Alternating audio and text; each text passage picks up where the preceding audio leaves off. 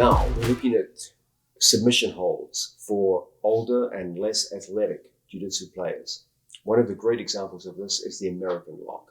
Now, the American lock is a strange thing. It's usually the first submission hold you learn in the sport of jiu-jitsu. And it's also the submission hold you see the least at elite levels in jiu-jitsu. You go to any world championship, you'll see kimuras, you'll see heel hooks, you'll see triangles, you'll see arm bars, you'll see all kinds of things. But you very, very rarely see a successfully completed American lock. In fact, you hardly ever even see attempts at American locks at world championship level. And so you might be saying to yourself, what the hell are you teaching us the American lock for? It's my belief that the American lock is an excellent weapon to use at the lower levels, and that the reason you don't see it at the upper levels has to do with a bunch of factors, one of which is most people's performance of the American lock is fundamentally flawed. I do believe that it is not as high percentage as, say, heel hooks, toe holds, kimuras, triangles, etc. But I do believe it's a lot more high percentage than most people believe, and that if it were performed in a better fashion, you would see it more. Let's start off by looking at why the American lock doesn't work for most people. Plus, in a completed position. Okay, first, the basic American lock. You've all seen it 10,000 times.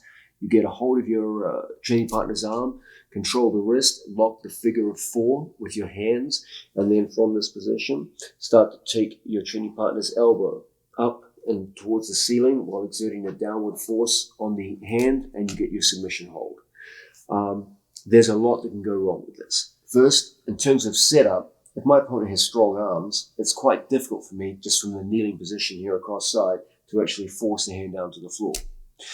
In the sport of mixed martial arts, you'll see famous examples where the American lock did work because people were defending punches and their arms were out in a position where the hand could just be quickly taken and locked up. And so you'll see a jiu-jitsu black belt like Vita Belfort get finished by John Jones by an American lock. You're like, okay, how come the move works at a high level, world championship level in MMA, but not in jiu-jitsu? Well, in jiu-jitsu, people typically have their hands in very good defensive positions close to their body. That means that it's quite difficult for me from a conventional position to just make a strong arm plus. It's quite difficult for me just to force his hand down out of position. It's a lot easier in mixed martial arts when you're throwing elbows here in the hands in a high defensive position and you're fixated on the blows to your face. You're worried about that. And then suddenly the guy just quickly locks on an American and it's too late, it's on. And so the American lock has instances of great success in top-level MMA where it has very, very, very few instances of success in top-level grappling because the hands are usually in much more compromised positions in MMA than they are in grappling. So that's the first problem, setup.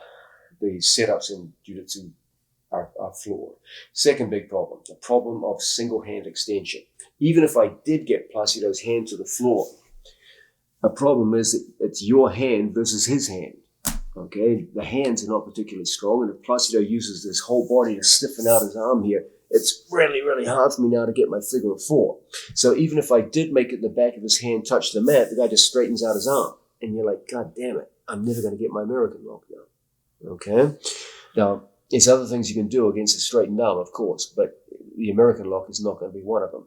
So there's this first problem that just getting his hand off the chest is tough in grappling. Okay, second problem, even if I did get his hand from his chest to the mat, the guy can just straighten out his arm. And you feel like, it's all gone. Okay. Third big problem, even if I did get to a situation where we locked up the figure of 4, the American lock is predicated on the idea that my elbow is inside my opponent's elbow. If my opponent just bridges, he can slip his elbow inside mine. And once you get that elbow slip, everything's lost. Okay, there is no American lock now. I can crank as much as I want on Placido's arm. Nothing's going to happen. The whole thing is for my elbow to be inside and below his elbow. The second he bridges and brings his elbow inside and below mine, it's all gone. It's lost. Okay, so the three great problems for the American lock, as far as grappling goes, are setup problems. How am I going to take a hand that's close to his body and take it away from his body? In mixed martial arts, it's so much easier because typically the guy's defending himself from strikes and situations, the hands come up. And that's when you can quickly go in and get a hold of the hand and force it to the mat. In grappling, people are very, very disciplined and cagey. They keep their hands together. It's a nightmare. Trying to get the hand away is tough. Okay, even if we did get the hand to the mat, you run into a second problem, the problem of single hand extension. I've got a single hand on his hand. There's no advantage there. It's just my hand versus his. If his arm stronger than my hand, which it typically is, all he has to do is extend, and it's gone. And then you run into the deepest problem, which is even if I did get two hands to his hand and lock my figure of four, all he has to do is change levels to a bridge and slip his elbow inside.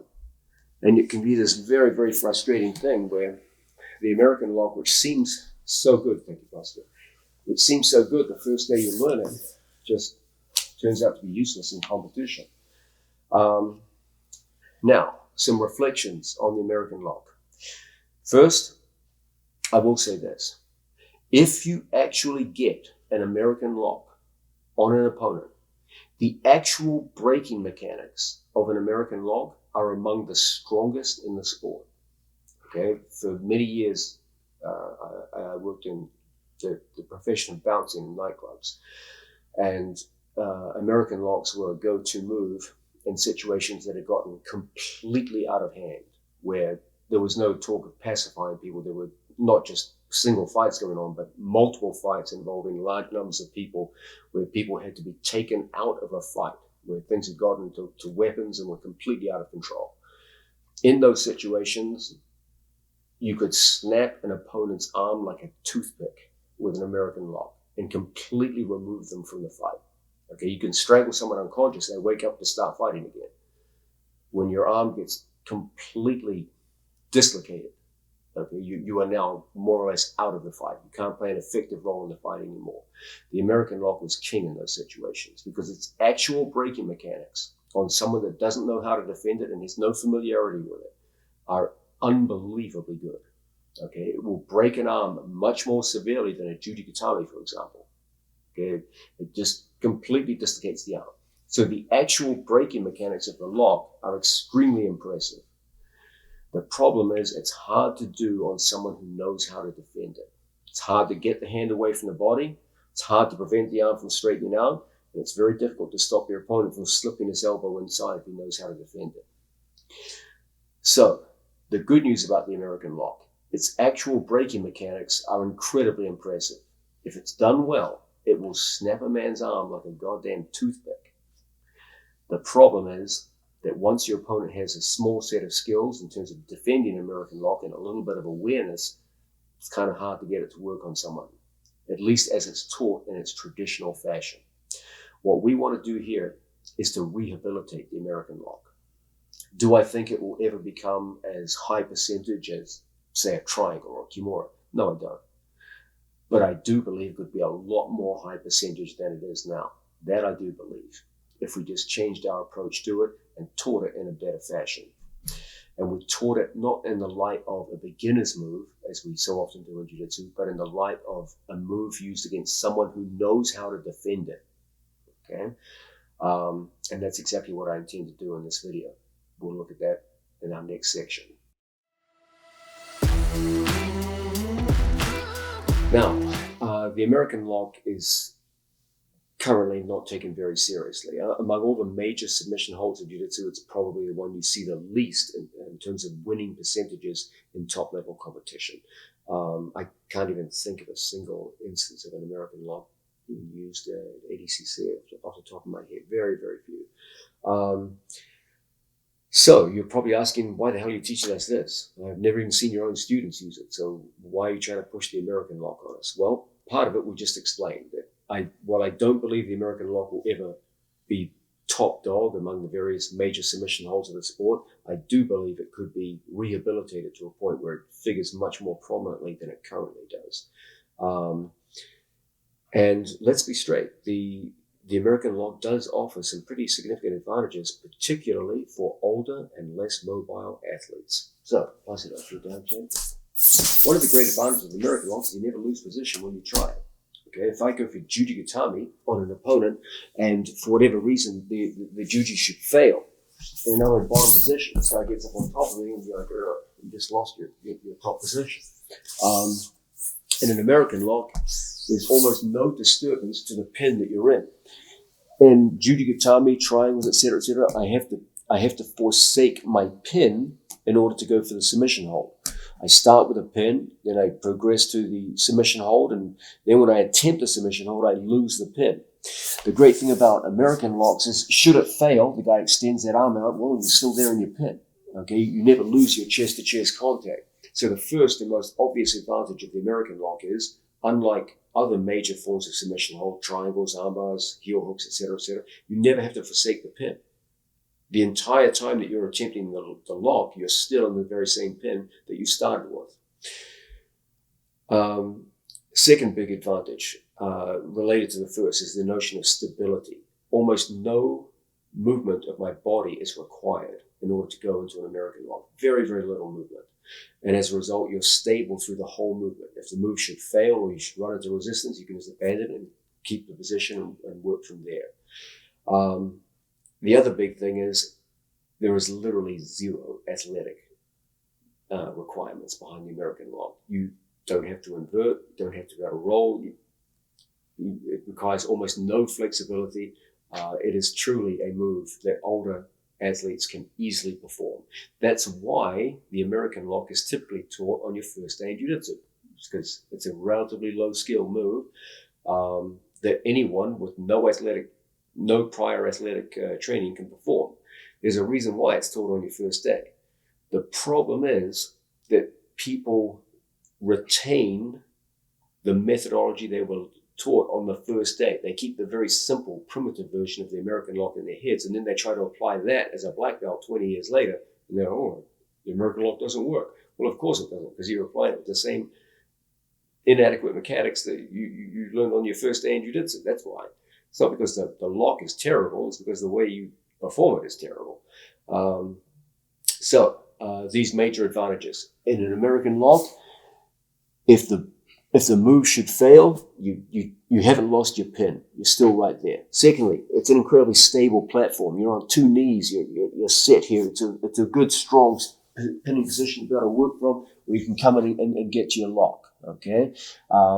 And then thirdly, the overall body positioning literally requires zero flexibility. I mean, even a 90-year-old could take a position like this and hold it through. Okay, so those are the advantages. That's why I'm teaching this lock. I know many people are dismissive of the American lock. It's a waste of time. Don't even waste your time with this business. But I do believe, especially for older and less mobile athletes, it is a viable option. Do I think it's going to be the next big thing that changes the jiu-jitsu world? No, I don't.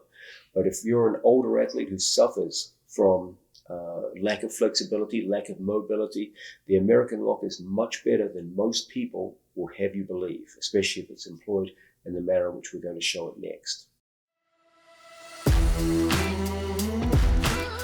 Now it's time for us to actually go in and start looking at a rehabilitated American lock.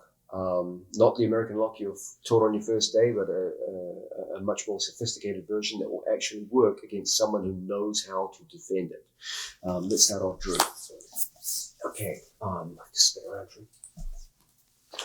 First things first, we've identified three big problems associated with the American lock. First, how the hell are you going to get a strong man's hand away from his chest when he knows damn well what an American lock is and he knows that there's a danger of being used, okay? It's not easy to take someone's hand away from their chest. So that's our first big problem.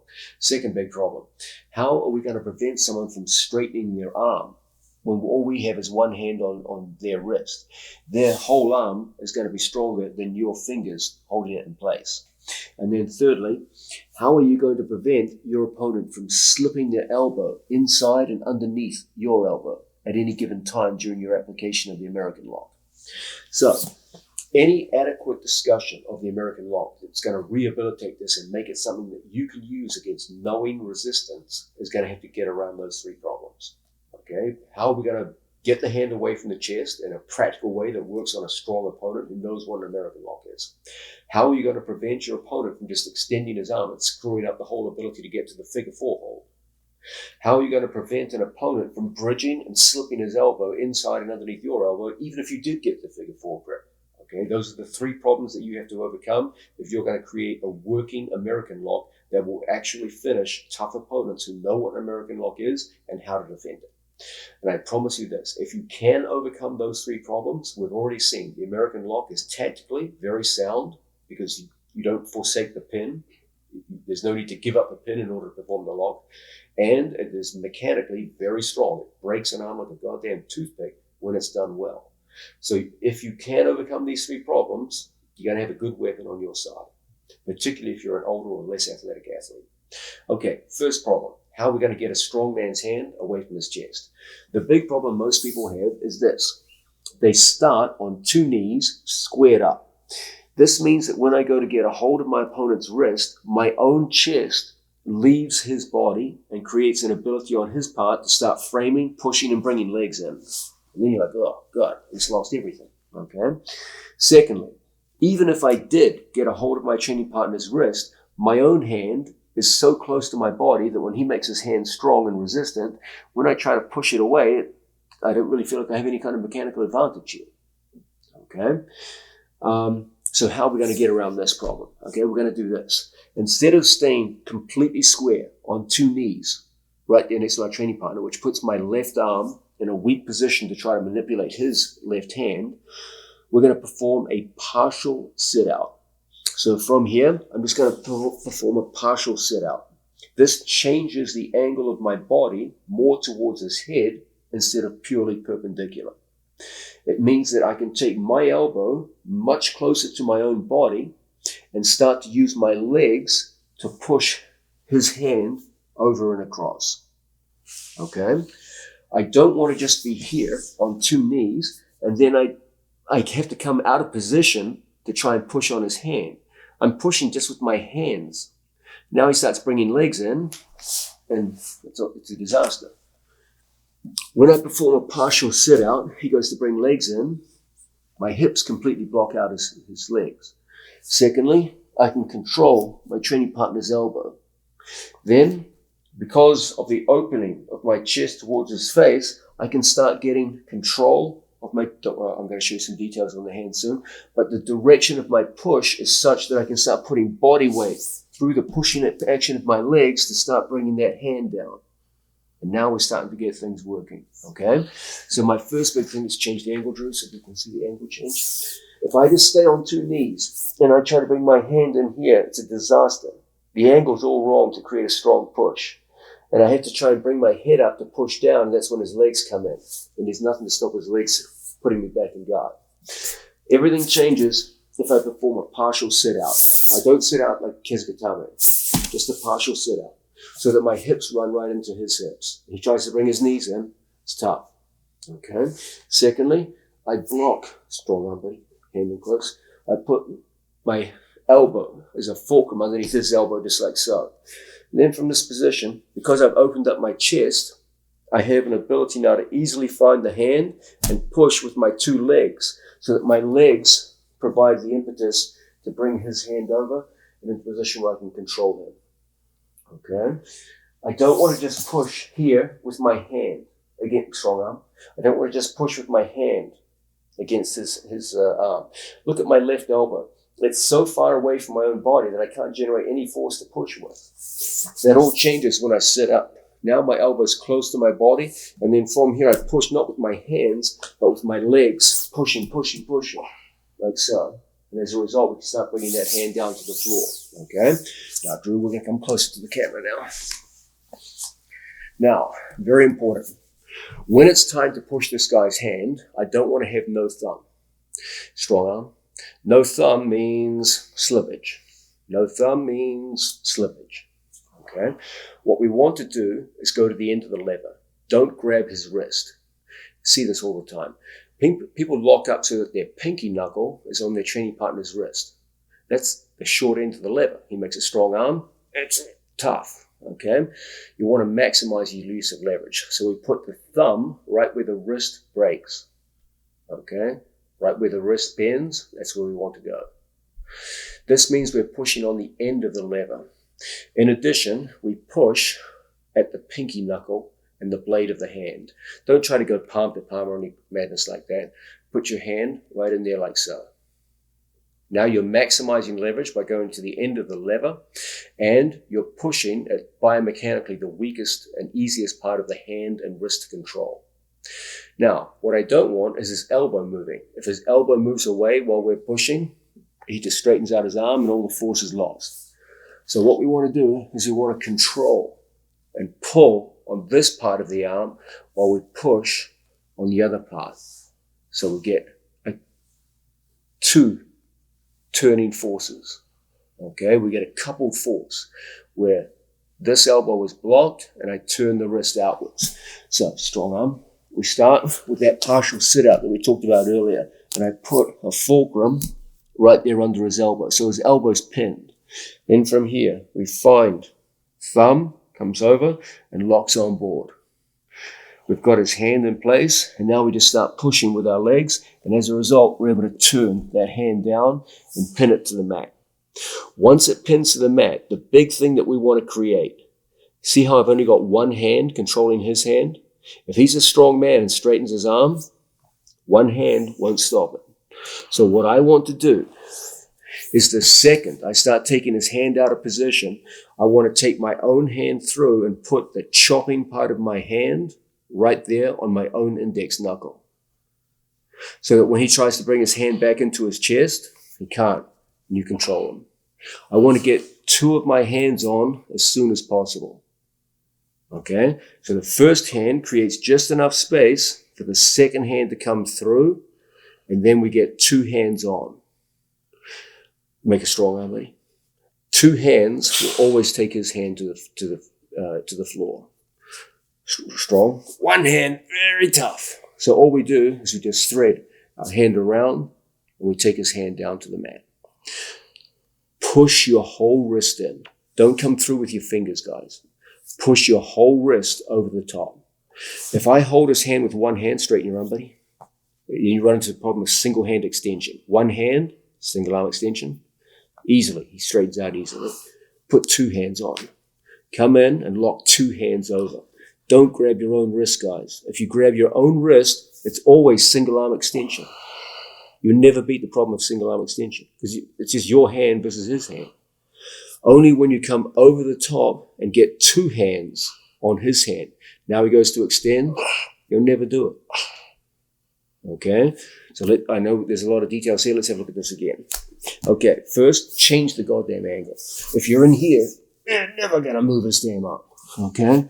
Sit up towards his face, block his elbow. Get the thumb in and control right at the pinky knuckle up here. Okay? This is going to enable you to expose your training partner's hand and get your second hand on. Now, make your arm as strong as you can. From here, I want to touch his knuckles to the mat. It's easy with two hands. Now the new problem is he goes to extend his arm. And if it's just my one hand against his, it's going to work. So we don't grab our wrist. No. We grab our own knuckles over the top. The only way you can do this is to bring your whole wrist through. Not your fingers. That's no good. Shoot your whole wrist over your knuckles and grab. He goes to extend his arm. He'll never do it in a billion years. Now we bring our two elbows down to the floor. The next big problem we face is the elbow slip.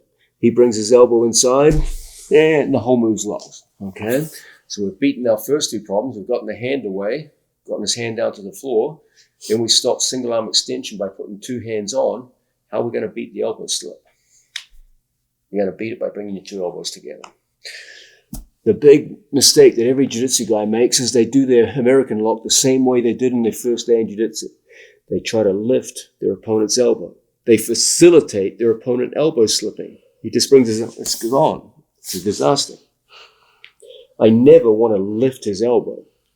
It's not even enough to drag the elbow down the mat. Even that doesn't help. I can always just elbow slip.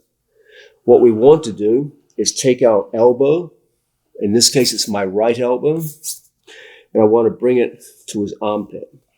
And I bring my left elbow to his shoulder. As I lock up on his arm and lock everything in close, you'll see poor Drew has to bridge just to relieve pressure. I haven't even begun the lock yet. Okay, here, put your hips down, buddy. His hips are closed down on the floor. Once we lock it up and bring the two elbows in, he has to bridge just to relieve pressure. And the lock hasn't even started at this point. This is just taking out the slack. Okay? Remember, guys, in every joint lock, you want to take the slack out of the joint first and then break it second. It's like a rope. When a rope is stretched tight, a single nick with a knife and the rope will fly apart. But if the rope is very relaxed and soft, you can slash at it all day. You'll never cut the rope in half. Okay? You want all the slack taken out so it's vibrating like a goddamn violin string. And that's when you come in for the coup de grace. So once we come in and lock in this position, your first action is to close your elbows and bring your elbows tight backwards. Don't do what most people do, which is to drive outwards with the elbow. It's a disaster. It makes the elbow slip so easy. You bring everything back into yourself, pinching so that my two elbows just put your arm up like this, buddy, just like this. I want my two elbows to pinch around his shoulder. So one pinches into his armpit and one pinches into the top of his deltoid. So that's the action that we want. Okay? So when we lock everything up, our first action is to pinch inwards. When Drew goes to straighten his arm, no, he'll never do it. If I just held like this, now I can do it. Okay? But when you got two hands on, including the whole wrist over the top, and you're throttling in with your two wrists, and you're closing those two elbows, and your head's coming down tight, he goes to straighten out. Nope. It's never going to happen. Okay? Sorry, Drew, that's a miserable experience to go through. Stay where you are. Now, the last big thing. When you go to break him, is his last chance to get out. What he's going to do is he's going to count on you screwing up by doing what every jiu-jitsu guy does, which is to bring either the elbow up, which is just a disaster, or to bring the elbow down, but without bringing the elbow inwards. Bringing the elbow down puts his elbow on the inside and easily enables an elbow slip. What I want to do is to bring my elbow up his floating rib in a power curve. Don't go linear. People call this move the paintbrush. That's foolishness. Okay? You're not painting the floor with his knuckles. What you're doing is taking the elbow up the ribs in a curve. Don't go in straight lines down the mat. That facilitates the very thing that enables him to escape. You're helping the guy get out. Bring the elbows in. So step number one, pinch your elbows. And step number two, bring your elbows up the floating ribs. That's where you break them. And that leaves no space whatsoever for an elbow slip. So we bring the elbows together and bring the elbow up the floating rib. Okay? So once we get our lock on in this position, we get the hand over the top, two hands on one. Drew, go to bring your hand back to your own chest. You'll never do it against this hand. Okay? Bring your hand back to your own chest. It's easy. Okay, go. It's easy. Now go. Now it's easy for me. In this position, we lock everything up. We bring the two elbows in. Sorry, Jay, let's just change the angles a bit. What I want to do is take everything in a curve up his floating rib, not in a straight line down the mat towards the hips. Now, we close the elbows and watch my elbow come up the floating rib. Like I wanted to touch it on his sternum. Okay? So we lock. And there's the finish. Okay? Now, there's only one way to increase the power of this, and that is to perform a sit-out. In 99 cases out of 100, this is not necessary. The basic move on two knees is more than enough. Okay? But every so often, in cases of extreme flexibility or what have you, you may perform a sit-out. This will come at a price. You will lose stability. but you will gain breaking power. So this will be a choice that you have to make. Fortunately, you usually don't have to make this choice because the basic move as described is more than enough in 99.9% of cases. However, if we have the lock as described and we've done everything in, and for whatever reason we're not getting the break we're looking for, then we can perform a partial sit-out. In a partial sit-out, I take my knee right there onto my training partner's belly button. And then from here, it gives me a better angle to expose and follow the power curve. Okay? When I stay on two knees, it can be tough sometimes to follow the power curve all the way up. So what we'll do is we'll perform a partial sit-out here. Now you do lose a little bit of stability, but the bad news for your opponent, if he did try to bridge into you at this point, he would snap his own arm like a matchstick. So it's a price that you're probably going to be willing to pay. But you'll see that partial sit-out enables me to expose and utilize the power curve a little more easily. Okay. Now, guys, we went through a lot of details there, so let's quickly go over them again and summarize them. Okay. Okay. First, we're trying to beat three distinct problems. The first problem is how to get a strong man's hand away from his chest. Okay. He's strong. It's not easy. Okay. The solution that we're offering here is that we want to change the angle. Instead of being square, where I have no mechanical advantage when I push, we want to perform a partial sit-out. We're not sitting out like Katagatame. Just my legs stay in the same configuration, but I face more towards his chest. I block my training partner's elbow, and I bring my chest up to his hand, just like so. So when I grab, I use my thumb, and I grab the hand itself. My thumb on the wrist, index knuckle on the wrist, and everything else on his hand, and I cover the blade of the hand and the pinky. So I can start an action of pushing just enough that I can get my second hand in and my whole wrist goes over the top of my own thumb. So when he tries to bring the hand back, there's no way. This has a secondary benefit. When we come over the top, we lock his hand with two hands instead of one hand. So when he goes to single arm extension, it's twice as difficult as it would ordinarily be. If I grab my own wrist, it's just my hand versus his. Okay? So when we lock up, we want two hands on. Now we want to be able to follow the power curve to break this guy's arm. So we first start by pinching our elbows and bringing our head in close. We bring everything back inwards, contraction, as opposed to what most people do, which is extension. We contract everything in. When he goes to extend his arm, very, very difficult. Head down, everything in close. Now, a curve that goes up his floating rib is the path that we want to follow. So we look towards the power curve, and we bring everything up. Every so often, you may need to perform a partial sit-out so you can expose the power curve more easily. It'll come at the price of less stability, but it will give you more breaking power. Performed in this fashion, the American lock is a practical, no-nonsense move that really does work on good people. Will it replace the heel hook, the rear naked strangle, the triangle, in terms of winning percentages? No, I don't believe so. I still believe it'll be more difficult than those to perform in top-level competition. But I do believe it'll be a damn sight more successful than what you're trying now. And as an older, less mobile athlete, I believe this is going to be one of your best weapons. Okay, particularly at gym level and in gym level competition, because it requires zero mobility on your part, zero flexibility, very little strength. And if you screw it all up because you're not the fastest, most athletically gifted guy in the world, you're still pinning him. You don't lose anything. And so, seen in this light, I believe the American lock can be a very, very valuable part of your game. So we've looked at a practical way to apply an American lock on someone who knows what it is and how to stop it from working. Let's start to improve our skills now by drilling the move and starting to increase our technical understanding of how it could work in a competitive situation against someone with full resistance.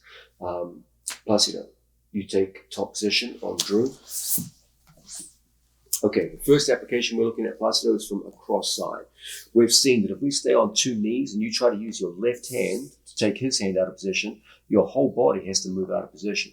Secondly, there's nothing blocking his legs, so the legs come in really easily. And so you just lose everything right from the start. So what I want you to do is start with a partial sit out. Take your hip to his hip, and that changes the angle and it frees up your left hand. It's going to make for a very easy passage of your hand to his, and we're going to focus on that wrist grip where you're going to use your thumb.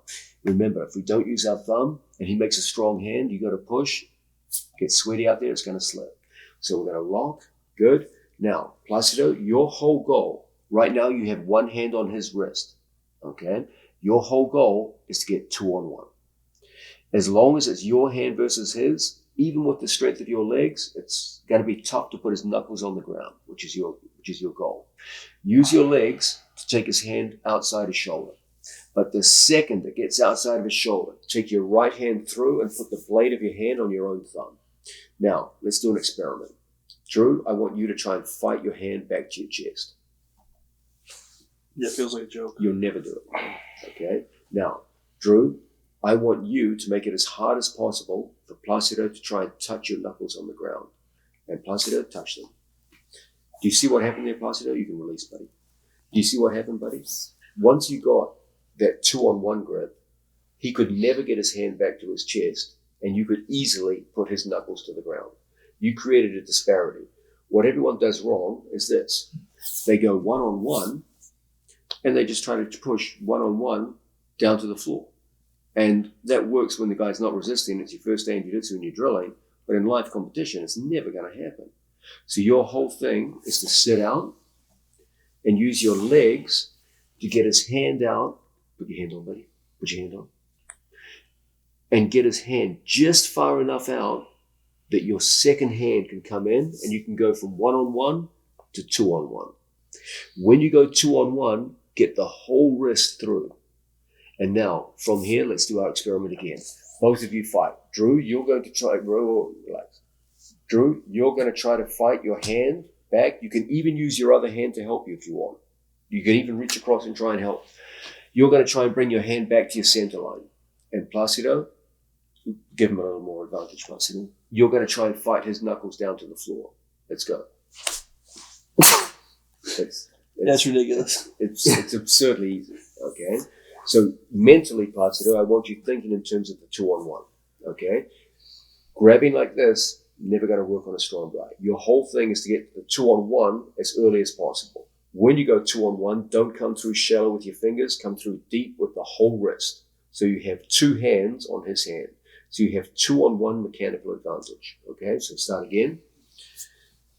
Okay, first partial sit out to make for a more favorable angle. Good. Now, first hand goes on. Push with your two legs to expose the 2-on-1, and now both of you fight. Can you see what this is about, Placido? The whole battle is to get to the 2-on-1 before your opponent can prevent you. Okay? So now I want you to drill exactly that in mind. You're just going to play on side control top, and I want you just to creatively move around and fight for the 2-on-1. Every time you get the 2-on-1, just release and go back to where you were. Beautiful. Release. Playing, moving, switching angles. Distract him with something else. Step over his head, for example. Make him think in terms of, yeah, good. There's your 2-on-1. Yes. Just fight for your 2-on-1. Be confident that if you can get your 2-on-1, you're probably going to get through with the whole lot. Beautiful.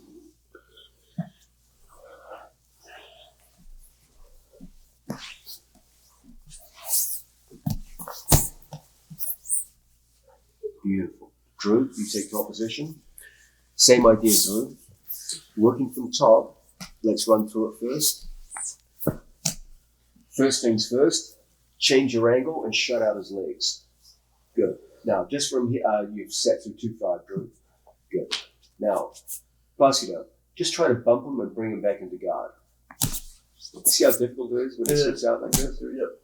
Now, from this position, Drew, get one-on-one and push with your legs. Just far enough that you can convert to two-on-one. Now, Placido weighs quite a bit more than you these days. Placido, you're going to try and bring your hand back to your center line. You can even use your other hand to help if you wish. Yep. Drew, you're going to try and take his knuckles to the floor. Let's see who wins. It's tough. Yeah, it's very, very It's a fight. Yeah, it's very, very difficult.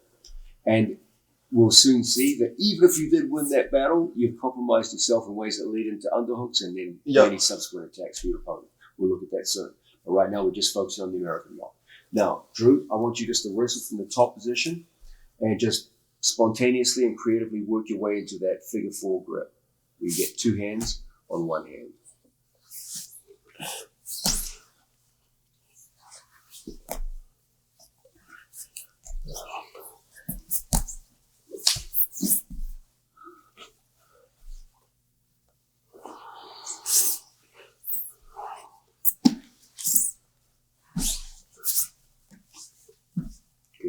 I wouldn't recommend the neon valley position so much.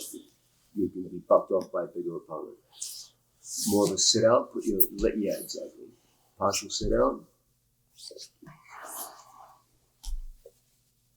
Good. Drew, try to avoid getting a high elbow and pushing down. Keep your elbow close to your body. Don't let them know what your intention is. Then just quickly lock and go through. Partial sit out.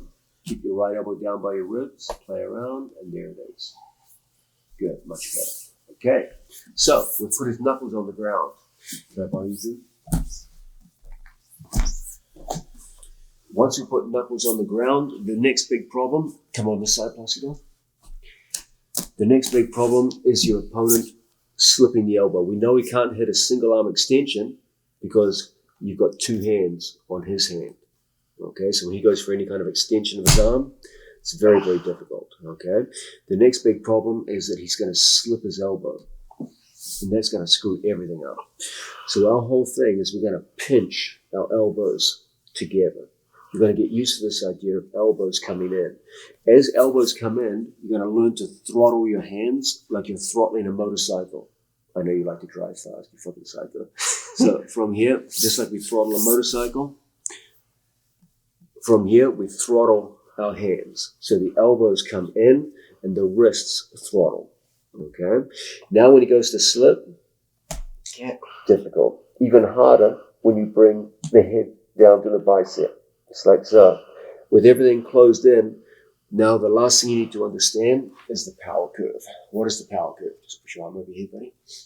Most people bring the elbow down linear. That's not what we want to do.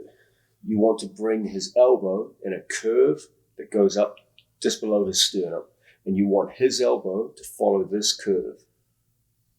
Okay? So, first, elbows pinch. Elbows pinch and come back to you. We never come forward here to his elbow. And then he just slips inside and it's all gone. Your whole thing is to bring his elbow back into you. We throttle our two wrists down. Head comes down nice and low.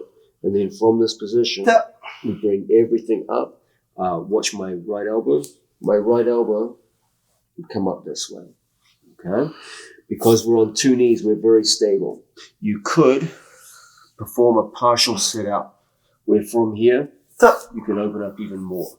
You would lose a little bit in stability. It's usually not necessary, but you can add that to it. Now, Placido, show me the power curve.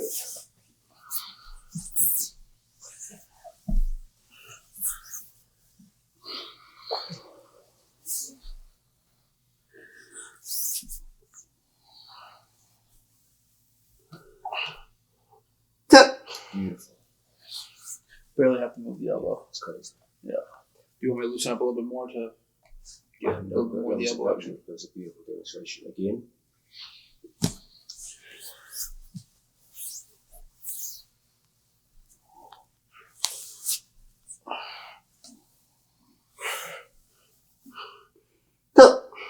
Beautiful. Good. Drew, hit it.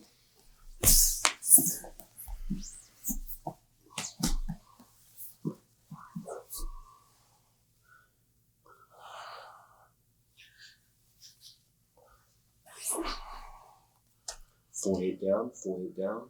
Good. Elbows coming back towards me. Pinching around the shoulder. Got that? Beautiful. Now, same again, but add a partial sit through at the end of the move.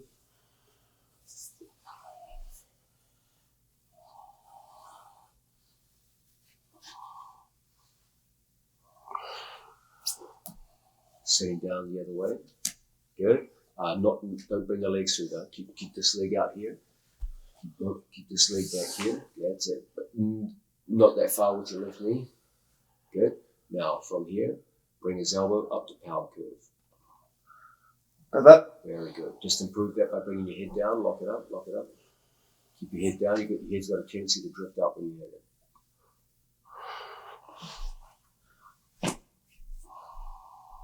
Got that? Excellent. Now, plus there, you see what kind of stress that can bring to your Seriously. elbow. Like you feel like it's going to come undone. Bad. Yeah. Done in this way, it's a really effective lock. Yep. Okay. Play around with this idea of the American lock, and you'll see that it's a formidable attacking instrument in the sport of Jiu-Jitsu.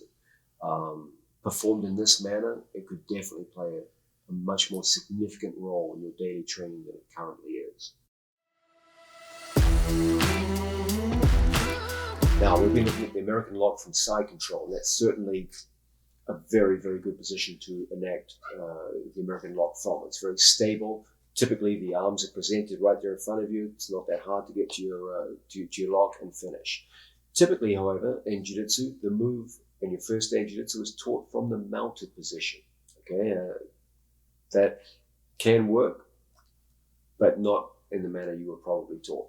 Let's have a look at this. Okay, obviously, the entire entry angle changes from mounted position from side position. Side position, you are perpendicular. Now you're lined up parallel with your opponent. Okay, this has some good effects. First, trapping your opponent's arm becomes a lot easier because his hands are much more in front of you, and because you're mounted, there's more separation between your chest and his. So that's the good side. The bad side is when you go to apply the lock, all of my body weight goes onto one side of Drew's body. In this case, it's his right-hand side. Okay? So even if I did lock the American lock in place, I got the figure of 4. Because the vast majority of my body weight is on his right-hand side, it's very easy for him to bridge right and slip his elbow inside my elbow. Now, the other big problem. When you go with the American lock, it's much harder for you to pinch your elbows successfully to his side because of the angle change. Okay? So, because the American lock in classic Jiu-Jitsu is taught from the kneeling position, it's more or less condemned to failure before it even begins. Okay? So what you find from the mounted position, as it's classically taught your first day in Jiu-Jitsu, normally is a kind of a paintbrush type move, it's relatively easy to get the knuckles to the floor, okay, because the angle change and the distance between your chest and his does make it significantly easier. So even if my opponent makes strong resistant arms, it is usually pretty easy just to get the hand down to the mat. But that's where the problems start, okay? First, you run into that same old problem of the single arm extension. He goes out and he's gone. And even if we did get the lock itself, I'm on 2 knees and my elbow is so far away from his torso and most of my body is focused on one side of his body that a simple bridge over right shoulder makes it really easy to slip inside. Okay? So what I'm going to urge you guys to do is try and convert your mounted position into something as close to side position as possible. How the hell are we going to do that? We're going to stay mounted, but instead of staying on our knees, we're going to lock grapevines on our training partner.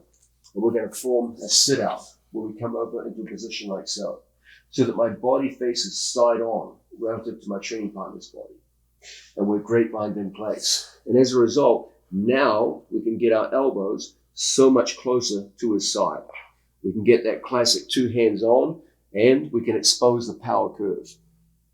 When our opponent tries to straighten his arm out, you got 2-on-1. Can't do it. And then from here, it's really easy to bring your elbow up into that power curve. So how are we going to make this work?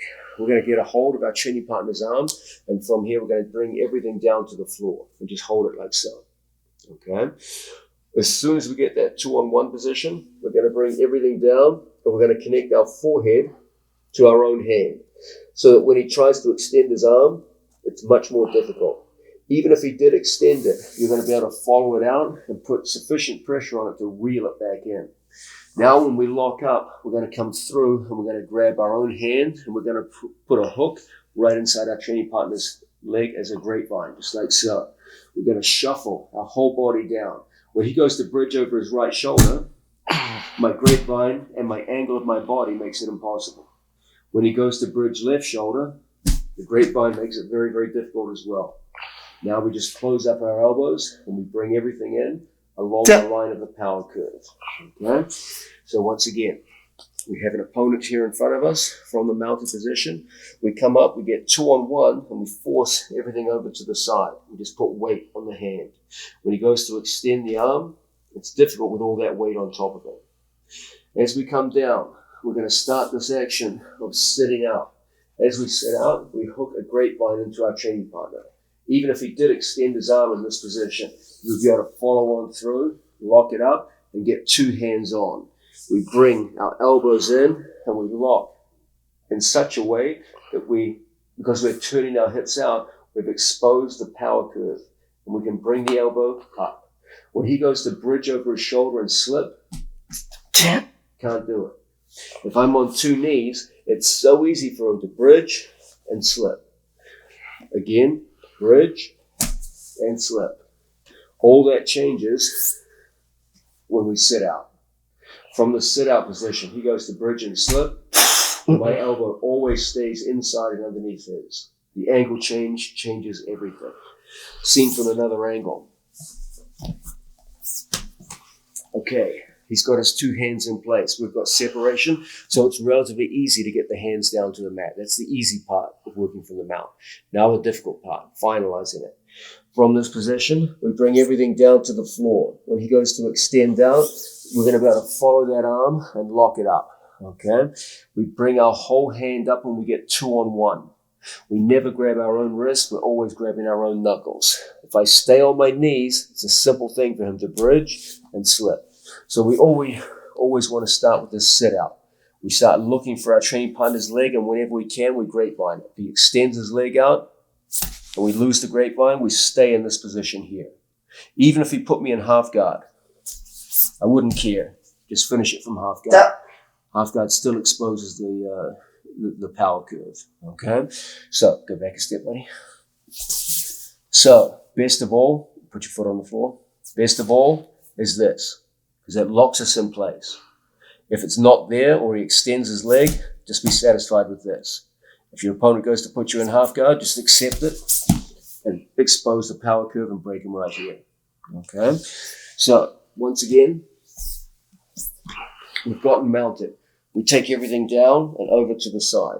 As soon as we get here, he goes to extend his arm out. Now we bite our hand in and we lock it up. We take our hand and we get 2-on-1 hand, just like so. We start that initial sit out so that when he goes to bridge right shoulder, never gets inside our elbow. Now we walk 1, 2, 3, 4, bringing those elbows in close. We walk it on our elbows. I don't want to try and do my American lock out here. That's no good. We walk it 1, 2, 3, 4 until we can pinch our elbows in close to his shoulder. Okay? Now from here, we've exposed the power curve. Head down, breaking. If he traps our leg in half guard, that's fine. It's not going to change the outcome. The power curve is still there to be exposed, and we slide up the floating rib in the usual fashion. One more time. Training partners in close. We take 2 hands on, and we bring the hand down to the mat. Okay? From this position, we cover our training partner's hand, slip the hand in as he goes to extend his arm out. We're always getting 2 hands on. As a result, we can start that first sit out. From this sit out position, we start walking our elbows back in, pinching, pinching, pinching. From here, if we can, we lock in a grapevine. If we can't, we'll just keep it like so. Because I'm sitting out to the side, when he goes to slip his elbow in, he'll never do it. When he goes to bridge right shoulder, it has no effect. He goes to bridge left shoulder, and it's going to break his arm. It's not going to help him. He hits an elbow escape, traps my leg. It has no outcome So it has no difference on the outcome. The power curve is still exposed, and we can get our lock in place.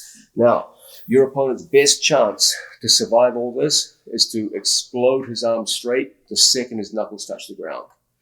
This comes at a price. If he does that, he's given you underhook control, the ability to walk the arm up, and to go into other forms of submission that we'll be looking at elsewhere in this video, the Katagatame. Okay?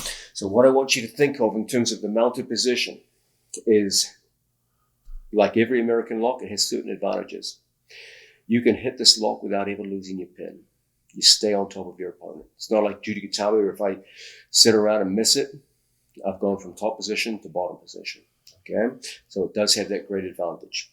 It's also relatively easy just to force the knuckles to the mat from the mounted position. It isn't quite as easy from here to prevent your opponent from extending the arm in the first second you go to apply the move. If he explosively extends, we just switch off into other forms of submission. So we keep those in mind. We'll be looking at those elsewhere in the video.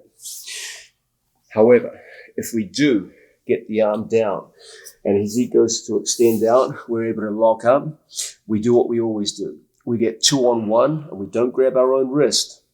We grab here, 2-on-1. So that when he goes to extend out, your two hands will always be able to walk him back in. We bring our elbows in close to his shoulders. If possible, we lock in a good grapevine on his legs, head down, exposing that power line. If he extends his leg out, no problem, we'll just stay right here. Even if he put us in the back in guard now, it wouldn't make any difference. Even if he trapped my knee, got all the way up, it wouldn't make any difference. You've still got that power curve to work with, and as a result, a devastating lock.